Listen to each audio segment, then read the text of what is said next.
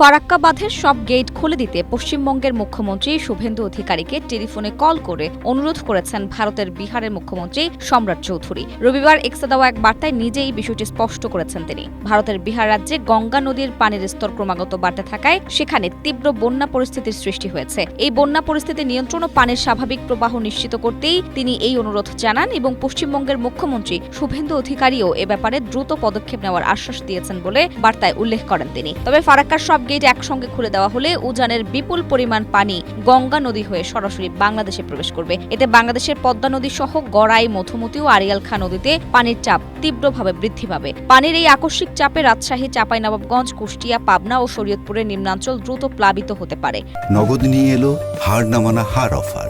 সর্বনিম্ন 10,000 টাকা রেমিটেন্স নগদে পাঠালে থাকছে স্বর্ণের হার জেতার সুযোগ। বিস্তীর্ণ এলাকার ফসলি জমি তলিয়ে গিয়ে কৃষি খাতে বড় ধরনের বিপর্যয় নেমে আসতে পারে। পানির তীব্র স্রোতের কারণে নদীর তীরবর্তী অঞ্চলগুলোতে ব্যাপক নদী ভাঙন দেখা দিতে পারে, যা বসতভিটা ও অবকাঠামোর মারাত্মক ক্ষতি করবে।